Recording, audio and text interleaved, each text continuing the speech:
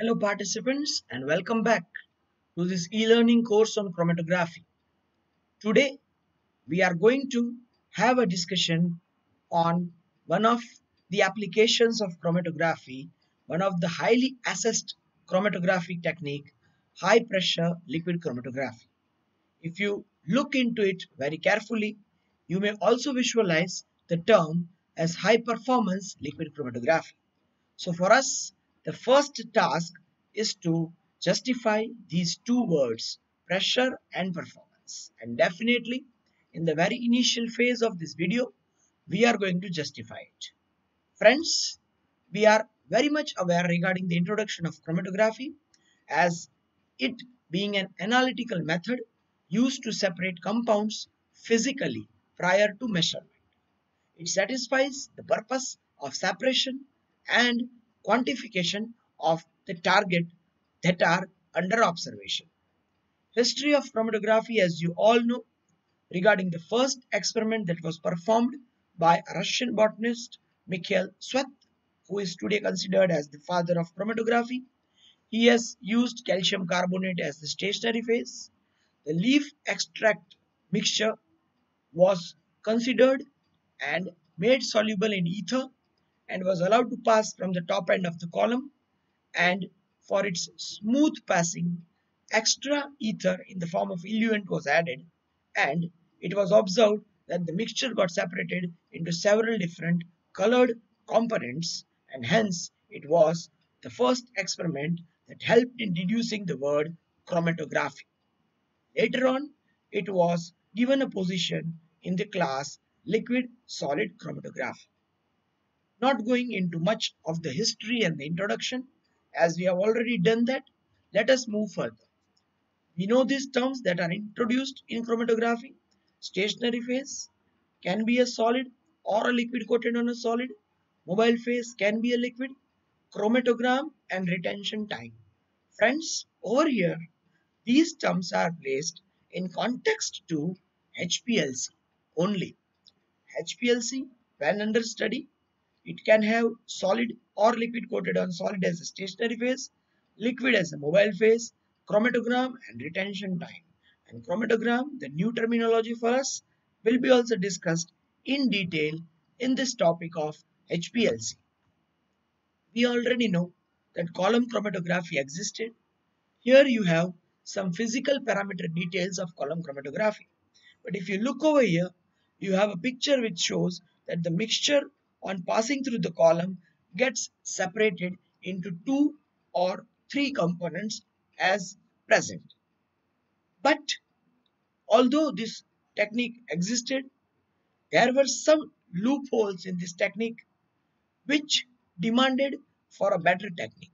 So let us first go through the drawbacks of column chromatography. Separation was not efficient, the time was consumed little bit more, and solvent was wasted. Now it's time to first justify these drawbacks before moving ahead. If you look over here, this column has a diameter of 5 centimeter and a length of 1 meter. So you can just have an idea about its volume. And that volume is the minimum volume required of the solvent, that is the mobile phase. So you are using a huge amount of solvent. Over here, this experiment is totally conducted under the gravitational force. So it takes its natural time to occur. So time is also consumed, and as it is a total manually operated technique, a rational approach, there might be chances of errors, and therefore separation is not efficient. So there was a huge demand for some new technology from where you could overcome these drawbacks. Overcoming the drawbacks. HPLC was the answer to the overcoming of the drawbacks of column chromatography. Pressurized pumps and small column size helped in the lesser time consumption. As the size of the column was quite small, the amount of mobile phase required was also very less. So less mobile phase is required. process was not manual but a machine maintained, that is automated. Hence, it has the least amount of errors, which could result into over, overcoming of the drawback, that is efficient separation. And a new thing that came over here was the sensitivity and the resolution of this instrument will be much higher, because even a very small sample size in ppm or ppb could be deduced and a process could be established. So these are the positive points of the new machine that will be coming, and it will help to overcome the drawbacks of column chromatography. And as we are discussing HPLC, HPLC itself is that new instrument which could help to overcome the drawbacks of column by lesser time consumption, less amount of mobile phase required, efficient separation, and the most important, high sensitivity and high resolution.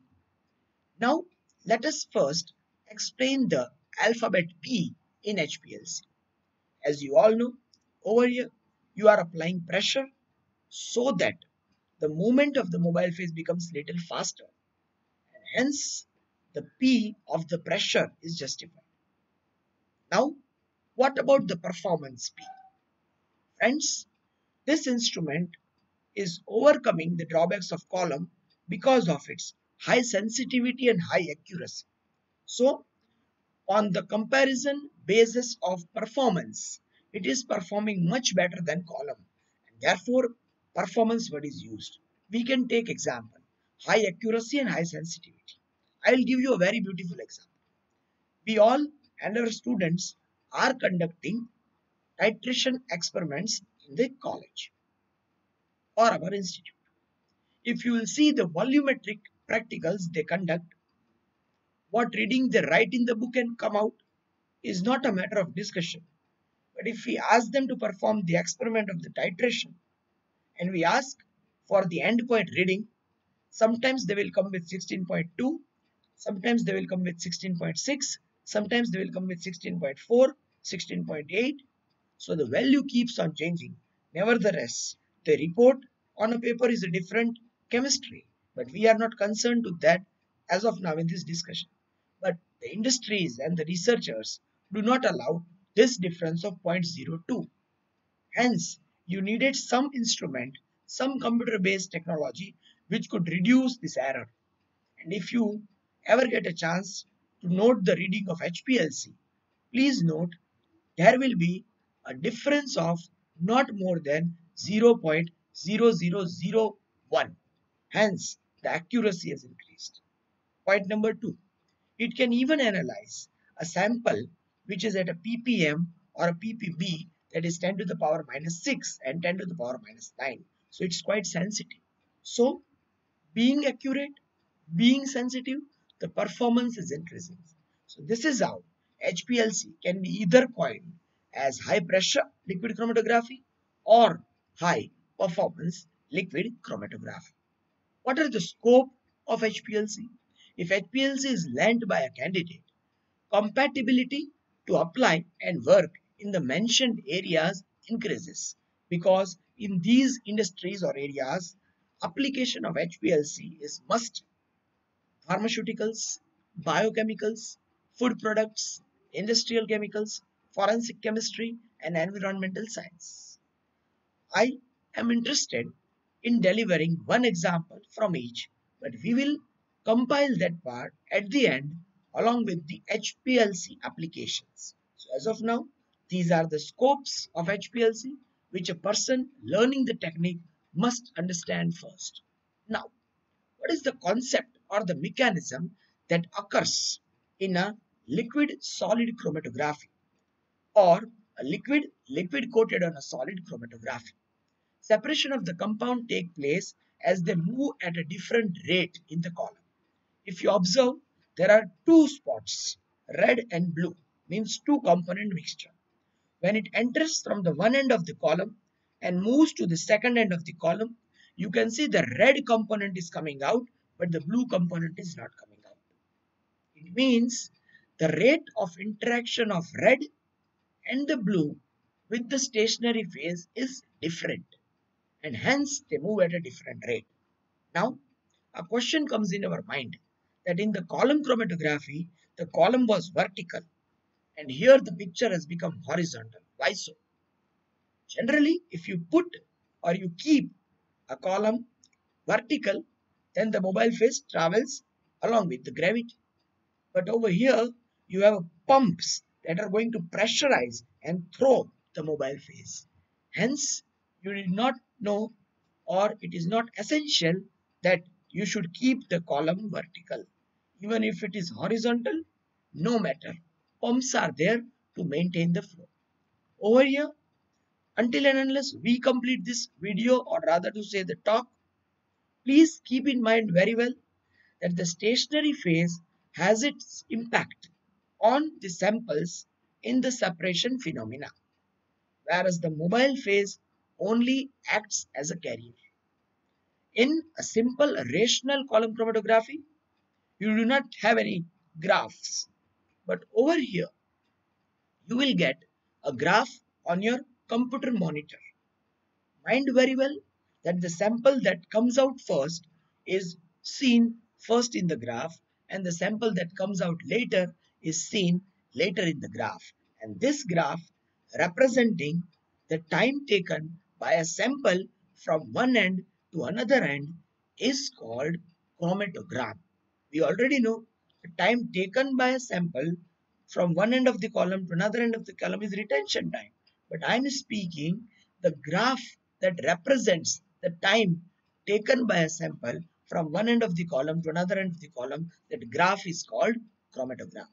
Now let us try and understand the same concept and mechanism in an animated form. Due to different interactions between the sample and the stationary phase molecules move at a different rate. Please mind well, mobile phase has some interaction with your samples, but as of now, we will consider mobile phase only as a carrier. Over here, let us see inside the column. When we open the column, we can see a layer of a stationary phase. And when the samples reach to the initial end or the starting point of the column, we should start marking the time and the time required for it to reach from one end to another end. Over here, let us observe what happens to these samples.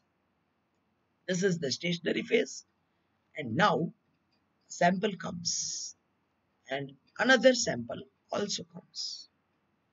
If you look carefully at the rates with which the samples are coming, it is very much clear that the red sample rushed into quickly and will rush out quickly, which indicates that it has a very less interaction with the stationary phase. Whereas the blue colored sample or the component is running much slower because it has a stronger interaction. Mind well, the mobile phase speed is constant. It does not change, it does not vary. Although the speed or the time taken by the samples from one end to another end varies. It means the stationary phase has to do something with the samples, and that is nothing but the interaction between a sample and a stationary phase. Now, what are these interactions? If it is a chromatography, which is ion exchange chromatography, imbibed in HPLC, it is possible. In a column of HPLC, you can add cations and anions. At that time, it is electrostatic force or electrostatic interactions between the sample and the stationary phase. Similarly, when you are using a simple organic molecules, you have two possibilities, which you have already learned in the first video of the classification based on the mechanism. Either a reversed phase chromatography or a normal phase chromatography. And from this point up to end, we will assume that the HPLC that we are learning is used for the analysis of organic molecules in general or pharmaceutical samples. So the wordings that I will speak will be in context with reverse phase chromatography or normal phase chromatography. And here comes the interaction in the form of polarity. Polar interaction or non-polar interaction. So let us assume that the column is polar and the sample which is more polar will have a stronger interaction and vice versa. Friends, we will see the concept and mechanism in more detail at the later stage of this video. But as of now, moving in the similar direction, if we see the instrumentation part, this is a basic flow chart of an HPLC instrumentation. Friends, you have a mobile phase reservoir tank where the mobile phase is stored. You have a high pressure pump. On the establishment of pump, it is called high pressure liquid chromatography. You have an injector port from where you inject the sample. You have a column which is fundamentally considered as the heart of any chromatography technique. You have a detector where you will be able to detect that the sample is coming out, and at last the detector will throw the signals to the monitor where you will get a graph in the form of chromatogram. So friends, basically this is the flow chart of high pressure liquid chromatography or high performance liquid chromatography instrument. Friends, this is a very simple flow chart of instruments. In some book, there are few more parts given, like a mixer, like a separate column, which is at the starting point of this column, and another at the end, which is also called a frit, and many small or bigger parts in this instrument. But this is the minimum basic requirement for the instrument to run. So I am only showing these many parts. Now, the components in these instruments. Here is a type of a picture where you can see the inner part of an HPLC. Over here, this instrumentation is divided fundamentally into 5 parts. Number 1, solvent delivering system. Number 2, high pressure pump. Number 3, sample injector. Number 4, column and oven. And number 5, detectors. All these are different instruments when combined together forms a system. Henceforth, we try to speak HPLC as a system of different instruments. So HPLC is a system of different instruments that include once again solvent delivering system, high pressure pumps, sample injector, column and oven, and detectors. Friends, let us try to go first with the possible configuration of HPLC. As you all know, this word configuration, since the laptops and mobiles came into existence, that upgradation of a version is called configuration. Over here, depending upon the performance, the HPLC system is divided into different parts. See, on the basis of number of reservoir tanks or mobile phase, it is divided into 2 parts. Number 1 is gradient and number 2 is isocratic. The name itself suggests that when we coin the word isocratic, it is 1. So when you have only a single reservoir for the filling of mobile phase, it is called isocratic. But when you have more than one reservoir to fill the mobile phase, it is called gradient. This gradient, depending upon the pressure available via the number of pumps and reservoir tanks, is again further divided into low pressure gradient HPLC system and high pressure gradient HPLC system. These terms are very important. So we will go in detail with each one. When I say isocratic system in HPLC, it is a simplest system with only one pump and one reservoir. See, don't commit a mistake over here. I have heard few people speaking that it has only one solvent as a mobile phase. It is not completely correct. It has only one solvent reservoir. In a single reservoir, you can even fill two solvent and make a solution. Who has told to you that you can't do? So it is isocratic system depending on the number of solvent reservoir and the pump in combination you use. So only a single pump and a single reservoir tank leads to the formation of isocratic system in HPLC. When solution required as a mobile phase, pre-mixing is required. I am reading it very perfectly. When solution is required as a mobile phase, pre-mixing is required. Means if the system is going to work with only methanol as a mobile phase, no problem. You fill methanol and do the experiment.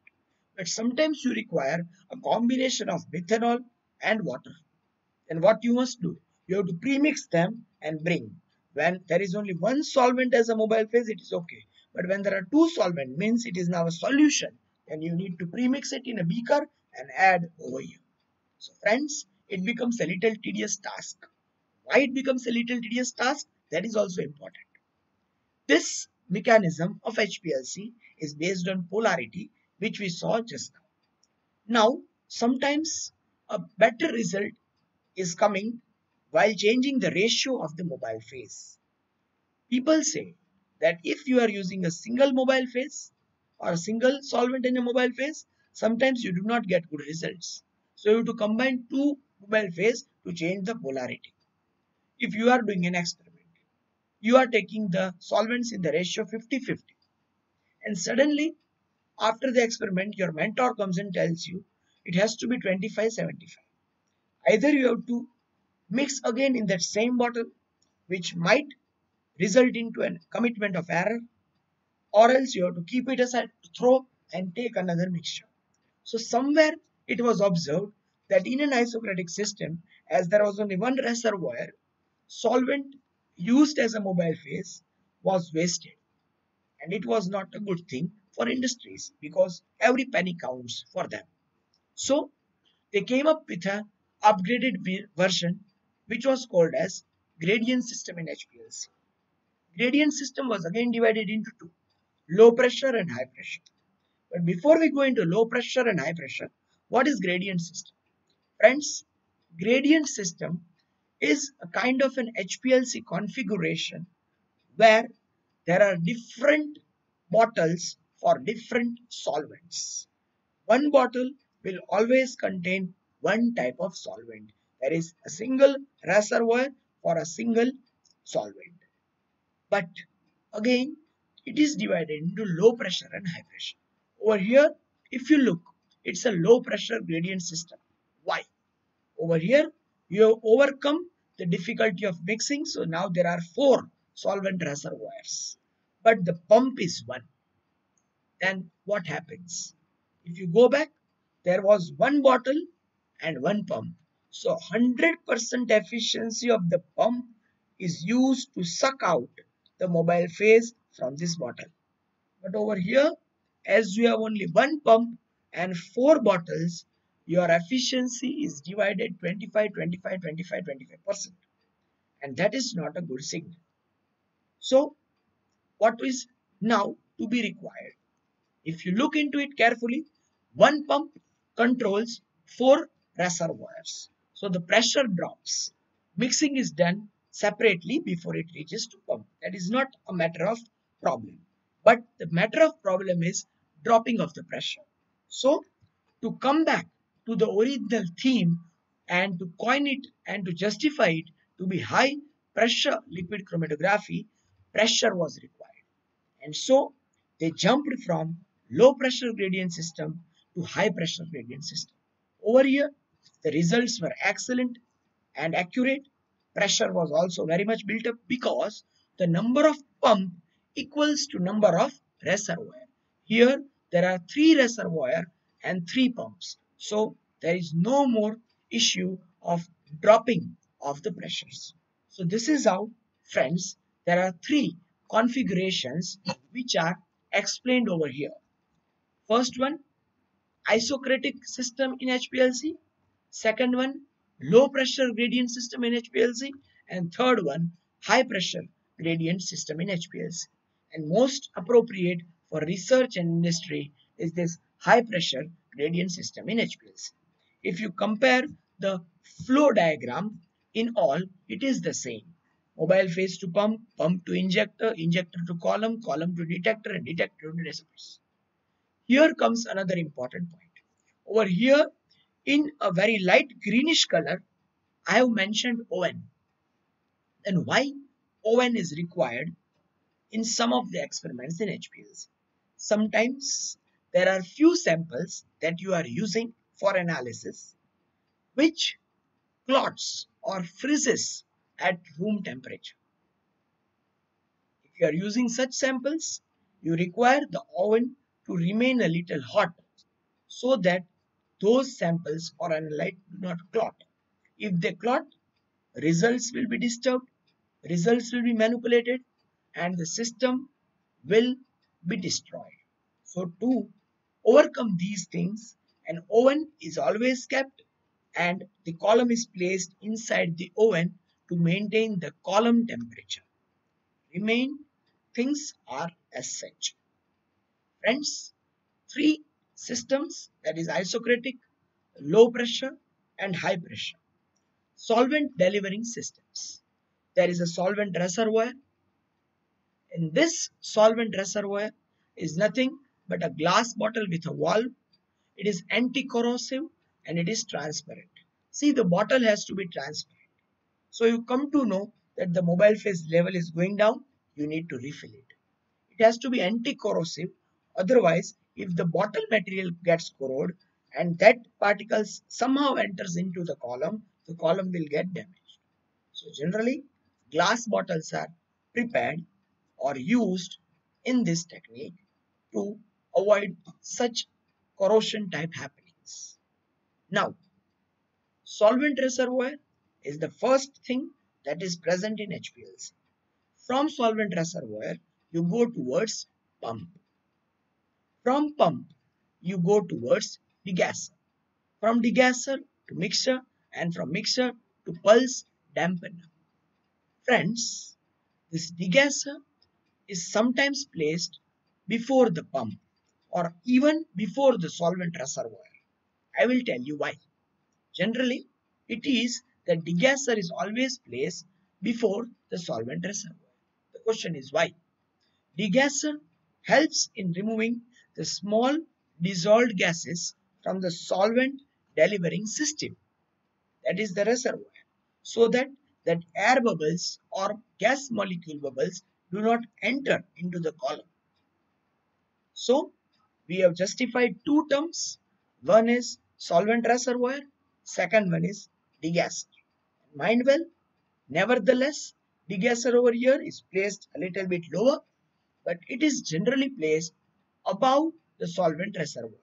Means before filling the solvent reservoir tank with water or with any mobile phase, you try to degas those mobile phase so that the bubbles, other explicit gases go out. Friends, we are going to learn each topic in detail.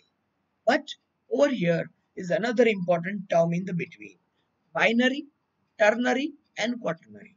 When two solvents are used as a mobile phase, it is a binary system. When three solvents are used, it is a ternary system. And when four solvents are used, it is a quaternary system. If you look over here, there are three solvents used, so it is a ternary system. So we have looked into the solvent reservoir and its quality. We have also looked into the mobile phase combinations related and filled in solvent reservoir. So let us move ahead. Pumps. When you talk about pumps, in this HPLC system, to constantly maintain an accurate flow of mobile phase, different types of pumps are used, which include reciprocating piston pumps, syringe type pumps, constant pressure pumps. Friends, I can go in the mechanism and engineering of the pumps to make you understand more better. As I told you initially, we are brushing up the topics that can be delivered to you in 1 hour, and it requires for you to digest in a stipulated time during this coursework. So friends, over here we will just remember the names, and among them reciprocating piston pumps are the most abundantly used pumps, because among the reciprocating piston pumps, syringe type pumps and the constant pressure pumps, reciprocating piston pumps throw the mobile phase towards the column with an accurate speed without committing any breaks in the flow of the mobile phase. So friends, solvent reservoir is done, pump is done. Now let us move forward with the type of degasser. As I told you, there are degasser which are committed to remove the gaseous excipients from the mobile phase. There are 3 to 4 different methods available for removing the gaseous molecules from the mobile phase. As I told you, degasser can be placed at the earliest stage or even after the pump before reaching into the column. But the most preferable thing is before the solvent reservoir. So the solvent that is filled in the reservoir itself is good, but both the things are possible. There are 4 different ways, of which the first one is sonication, where you sonicate with a sonicator. So due to the vibration, the bubbles will come on the top and go out. Over here is the picture. This is an ultra sonification bath or ultra sonication bath, which constantly vibrates, and hence the bubble comes on the top and can be thrown out using an aspirator that can suck it. Second important point is the vacuum filtration, where through vacuum you can filtrate it very well. Third important is the helium sparge. Helium being very light in weight, into the bottle, helium is sparged, helium is passed, so it will throw away the other molecules by pushing them out of the solvent reservoir tank. And sometimes, as I told you, rather than using the degasser initially, if you use it at a later stage, it is an online membrane degassing. From the membrane itself, online mode, the gas molecules are thrown away. How? The membranes are made in such a way that the solvent cannot pass through the membrane, but the gaseous molecules can pass through the membrane. So the solvent that moves from the pump to the column is now becoming gas free.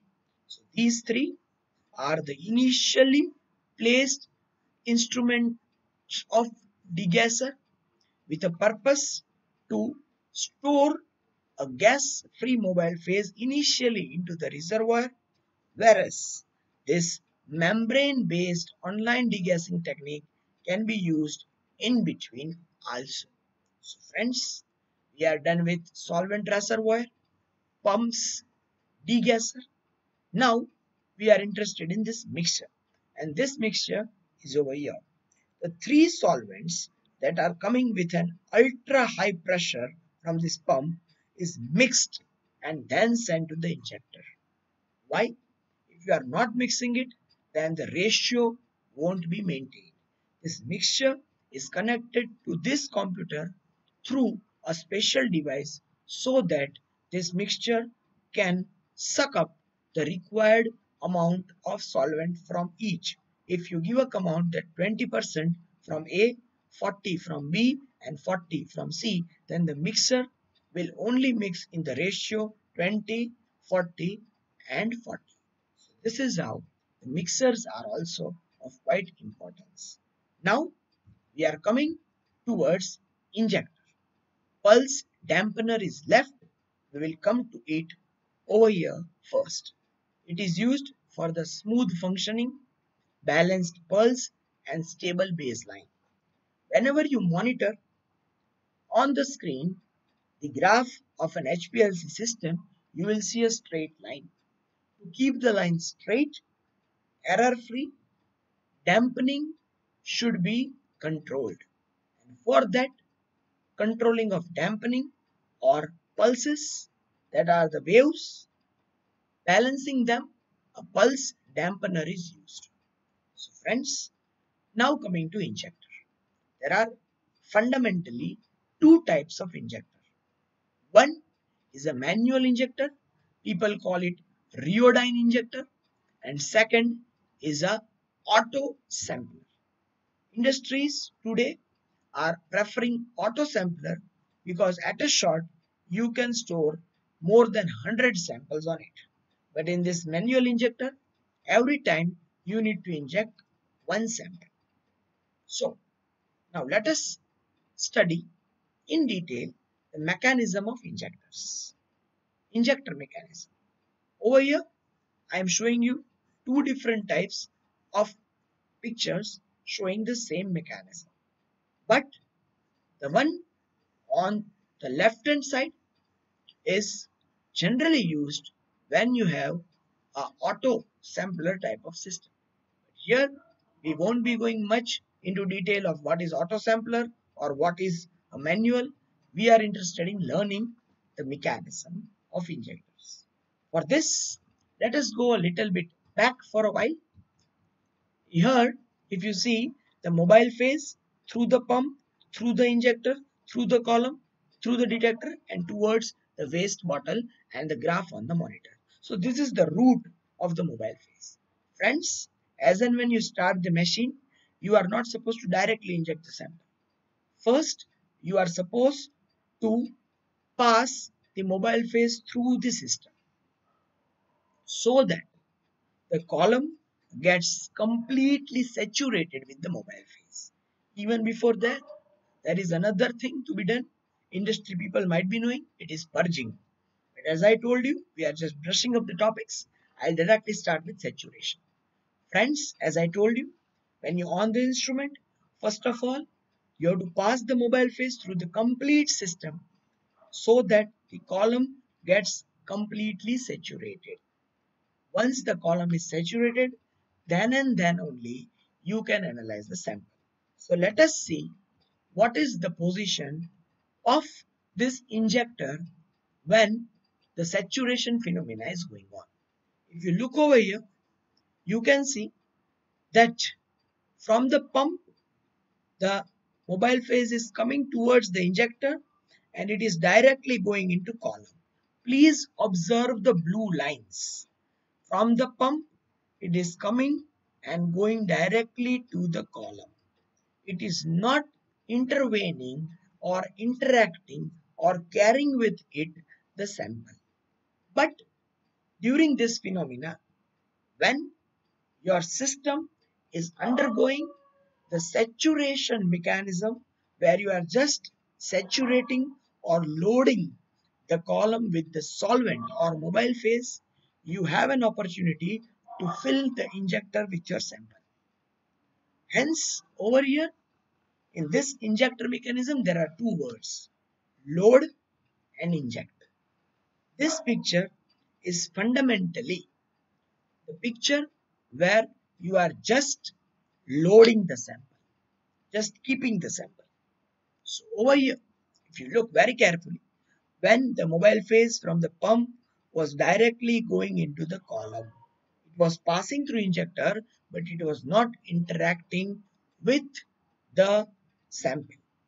At that same time, you can use a manual syringe from where you can pass your sample, which will go and get accumulated in this sample loop. So this sample loop is now completely filled with your sample. Now comes the question, what is the size of this sample loop? These sample loops have a total capacity of 10 microliter, 20 microliter, 30 microliters. Yes, you have heard it proper. Microliters. 10 to the power minus 6 liters. Now the question comes, do we have such syringe which can exactly throw microliter contents? Yes, there are glass syringe available, but they are too costly. So sometimes in few colleges or research or industries, people use a simple plastic syringe also or a simple glass syringe which cannot throw exactly 20 microliter, but which can throw 0.1 ml.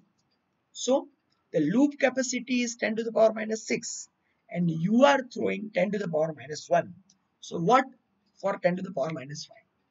Here is the answer. When I'll pass sample in quantity more than 20 microliter, only 20 microliter will be filled inside this loop and the rest will be thrown out from this waste pipe. You are getting it. When I will pass the sample into the loop, only 20 microliter sample will go in and the rest will go into the waste. This phenomena of passing the sample into the loop and not allowing it to go into the flow of mobile phase is called the phenomena of loading the sample. Loading the sample. Remember very well. I'll repeat it twice, thrice because it is very important. Your mobile phase is coming from the reservoir through the pump via injector to the column, detector and out. But it is not taking the sample. It is continuously flowing until and unless saturation comes. And when the saturation of the column will come, you will be seeing a constant baseline on your monitor.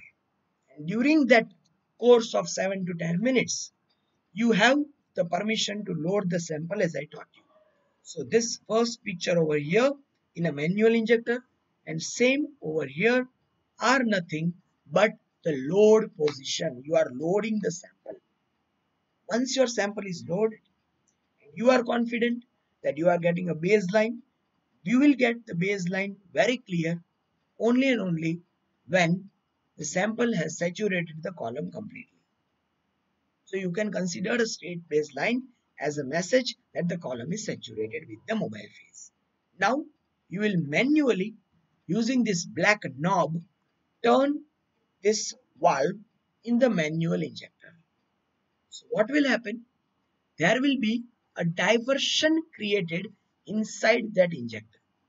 And the mobile phase which was coming into the injector and without disturbing this part was directly going into the column will now divert its route and it will come into the injector, collect the sample and then move out into the column.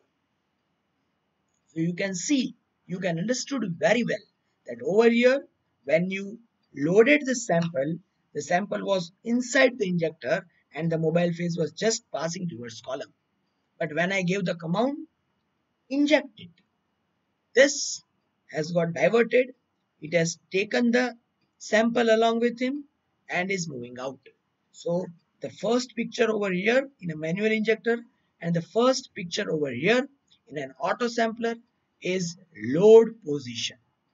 Whereas the second position when the sample goes inside is injector position. Over here inject, over here inject. So 1 and 1 load position, 2 and 2 inject position. Mind well, in the load position, sample is filled inside the loop but is not allowed to pass into the column. Whereas in inject position, the route of the mobile phase is diverted. It will take along with itself the sample and move ahead. Friends, this is the mechanism of injector. Quite interesting. But over here, this waste pipe was justified that excess than 20 microliter will be thrown out. But over here, still a waste pipe is given. But if you will see, the connections have changed. Over here, the connection was from this side. Now the connection is from this side. This is for notorious students that we have in your class. Nevertheless, these notorious students sometimes do the best. If our mentor comes and tell us that once you have loaded the sample and the column is saturated, just bang down the knob of the injector. So the injection phenomena will start and do not pass more sample inside until and unless you get the peak. This story happens in manual injector. What? When your injector is in the inject position. Mind well, this is the load position, this is the inject position. It is always mandatory in a manual injector that when your injector is in the inject position, you are not allowed to enter more sample. But we know, जो कहा जाता है नहीं करना है, वो हम सबसे पहले करते हैं. If we are told not to do that, not to go that way, we will first have the curiosity to go that way. And it is good. You should have curiosity.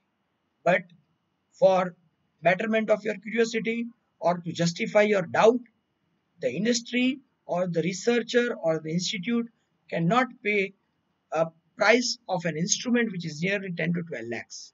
So what happens when your injector is in the inject position and you try to inject extra sample, it will not disturb the mechanism, it will be directly thrown out from here to out, from here to out. It will neither disturb the loop, it will neither disturb the column. So this is innovation. So friends, I hope you are now much clear with the mechanism of injector. First position, load position. Second position, inject position. In an inject position, in a manual injector, until and unless you do not get the peak of the samples, you are not supposed to load the second sample. If you try to load the second sample, it will directly be thrown out. Still, if you have any queries, you have the contact, you can come in touch with me. Detectors that are used in HPLC. When we talk of the detectors in HPLC, they should be highly sensitive and give a quicker response. They should have good stability and reproducibility of the data. Low dead volume, this minimizes the peak broadening. Sometimes the instrument itself gives a noise which can hinder the graph. Low drift and noise level. Low drift and noise level helps in detection of the analytes that are present in minute or trace quantities. Sometimes, because of the noise of detector itself, some crooks in the peak or the baseline appears, and we might judge them as impurities. So, we will go in a wrong direction.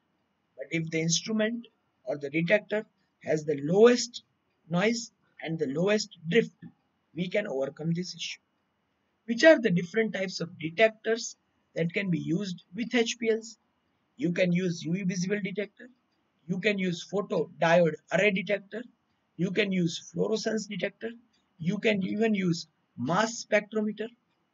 Just now, before this recording of the lecture, which is coming to you on day 3, at very previous night, that is day 2 night, I was just going through your feedbacks, and I had one feedback which I remember, that sir, please now start with the modern techniques and try to inculcate LCMS.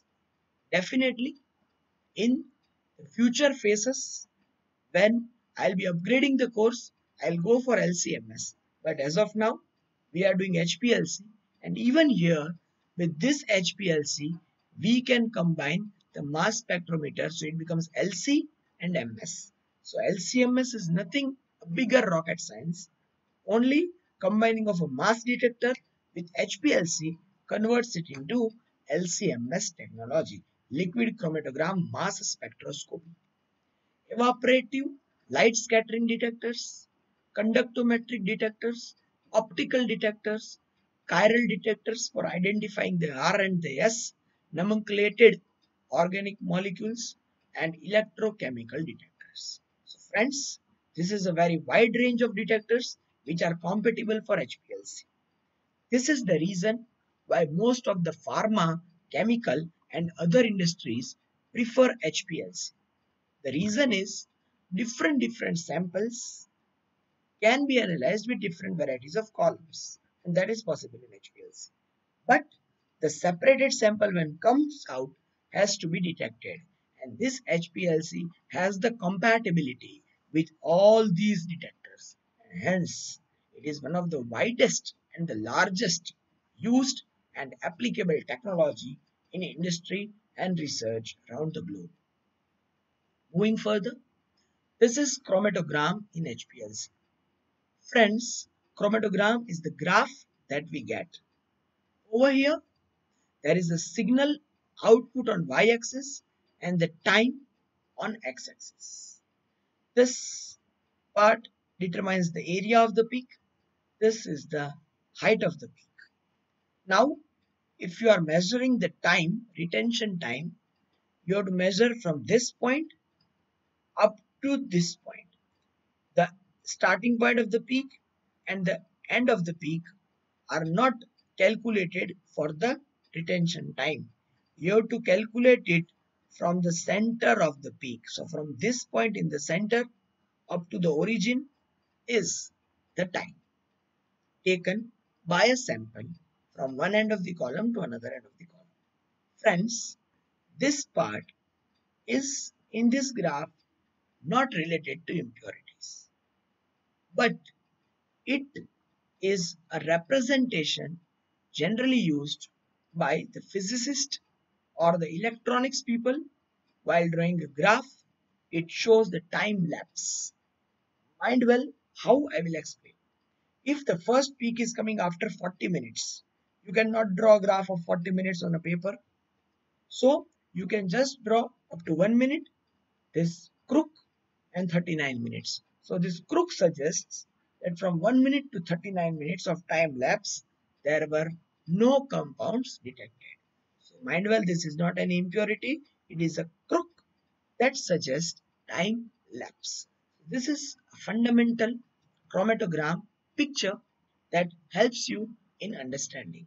Now, at this point, we are clear with all the four things: stationary phase, mobile phase, retention time, and chromatogram. I want to compare the chromatogram with retention time. Let us assume this as a column. A sample from here when reaches here, it means on the graph the sample will be here when it will be here, and when the sample passes the columns and reach here, it will be somewhere over here in the graph. So this is how is the beauty and the connection between chromatogram and the retention time. And I have already defined it in the very beginning of the video. You can rewind and listen to it. You will get an idea that retention time is presented on a chromatogram very beautifully. Working in HPLC. There are different possibilities of working in HPLC. I told you, ion exchange chromatography is possible. Size exclusion chromatography is also possible in HPLC. Affinity chromatography is also possible in HPLC. And bonded phase chromatography is also possible in HPLC.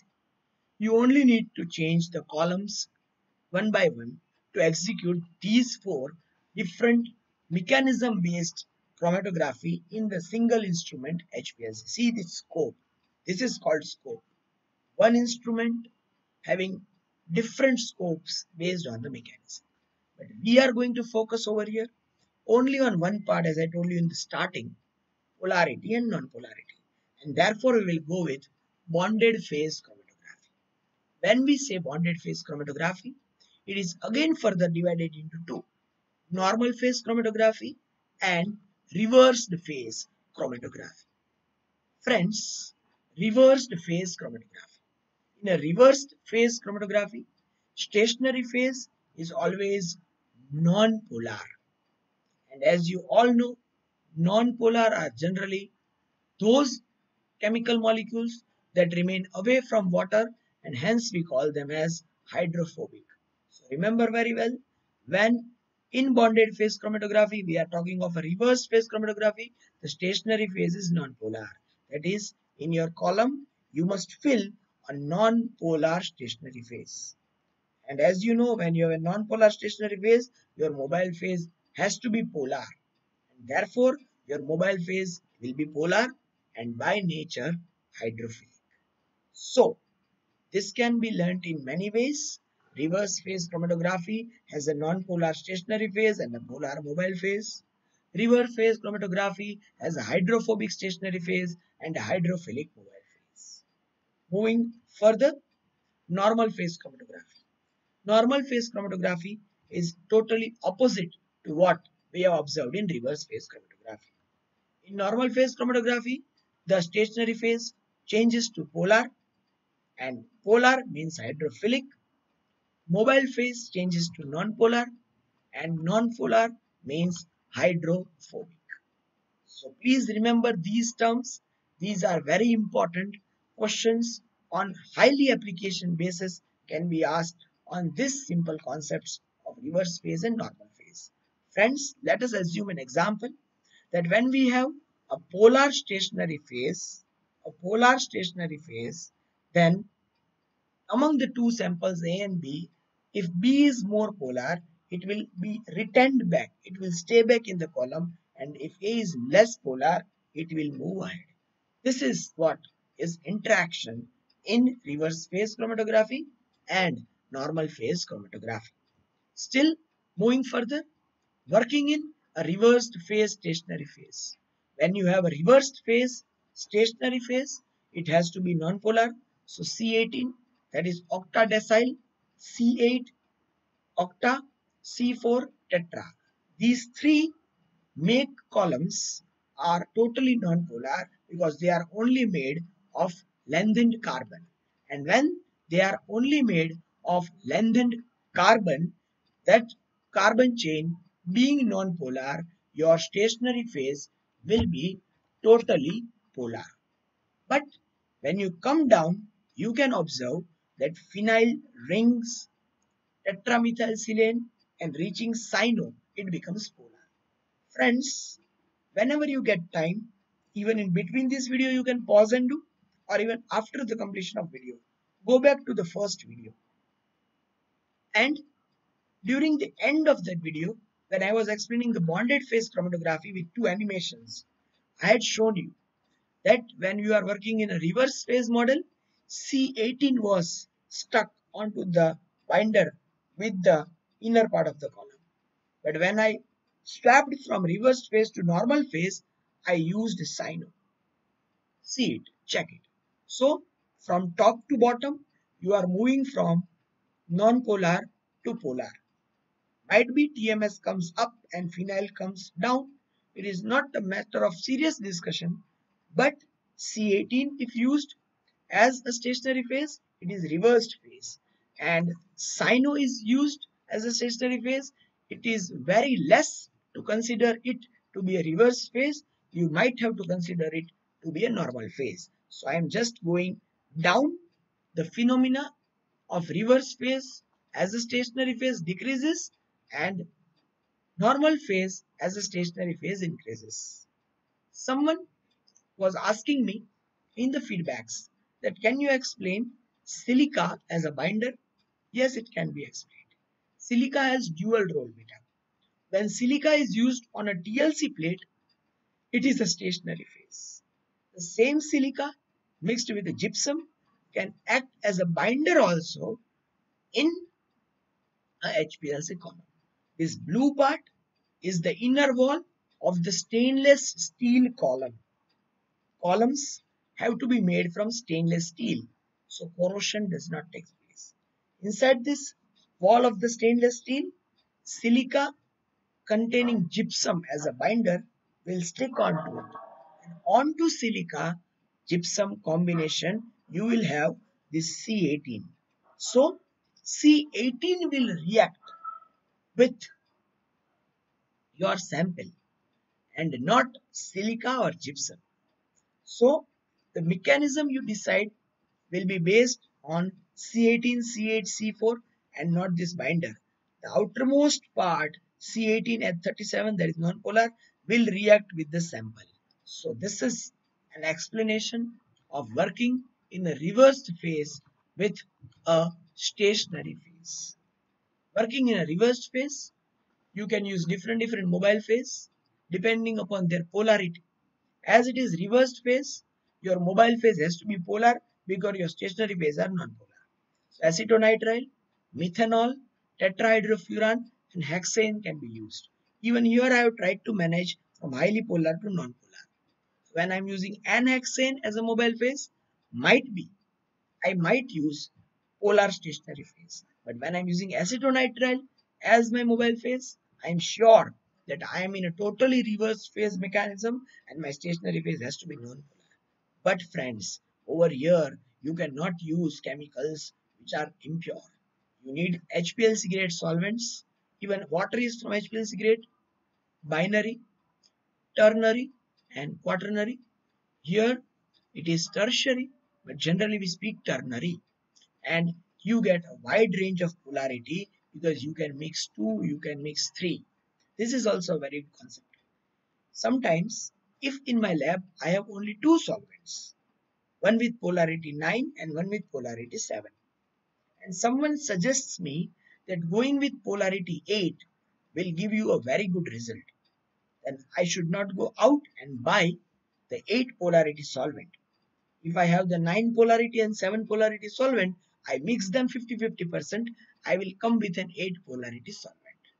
And this was the demand, and henceforth gradient system came into existence. Then when you require 50-50, you mix 2. But why 50-50? Because I wanted to change the polarity of mobile phase.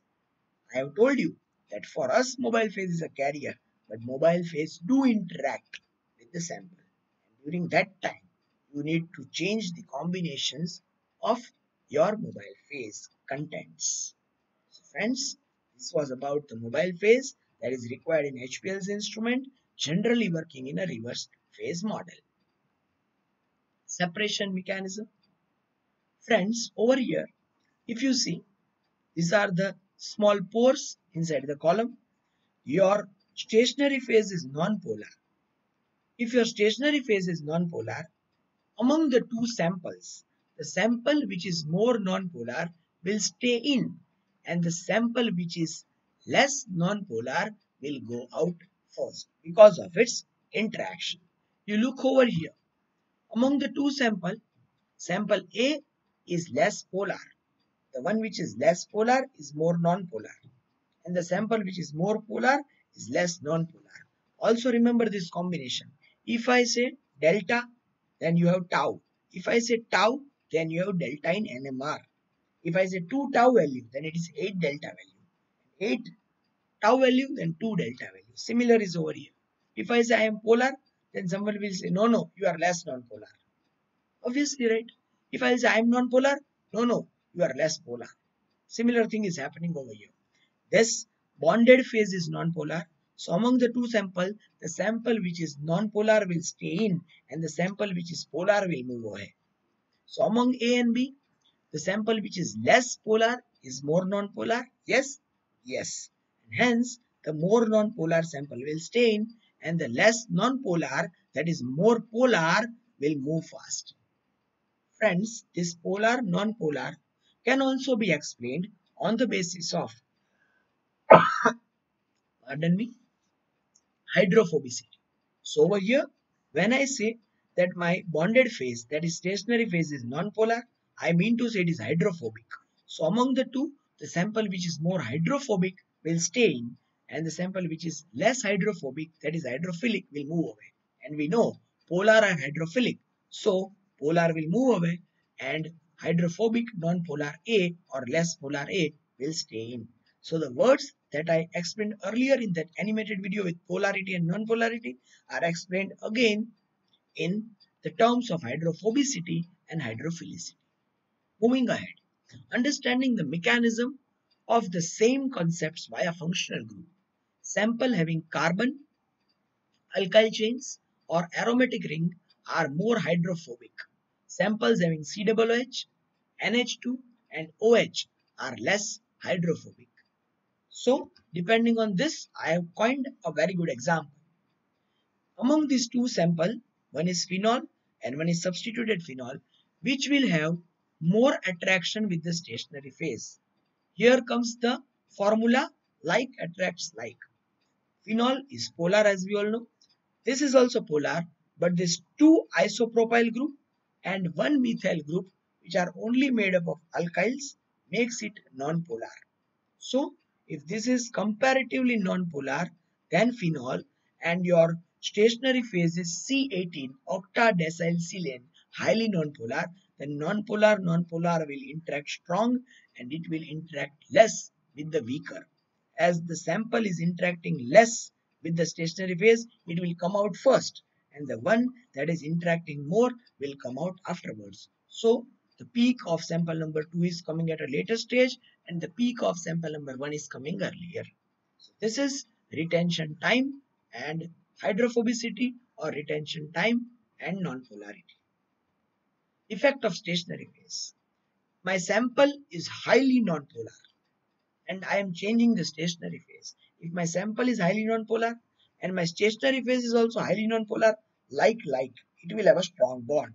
Sample is highly non-polar, C18, the highest non-polar column among these three. So the bond will be strong.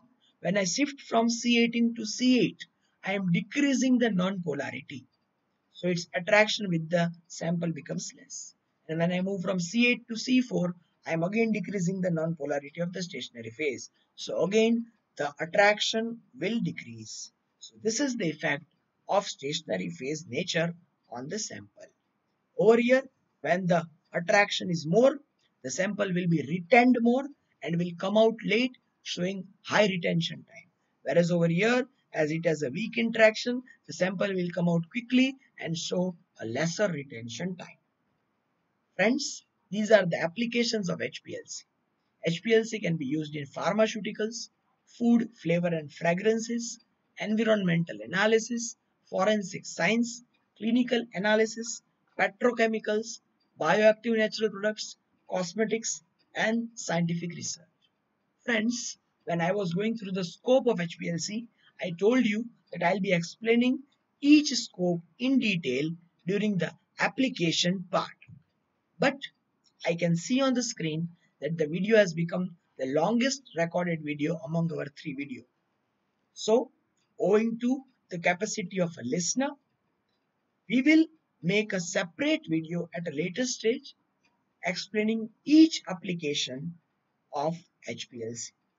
As of now, in this video, we started from the very basic, we went to the instrumentation, we went to the mechanism, we went to the configuration, and we are now on the review of applications. So friends, this is enough for the talk on HPLC. Hope you are getting it. Thank you once again. If you have any queries, now you know where to contact, how to contact. Please be interactive, and if you have any queries, let me know.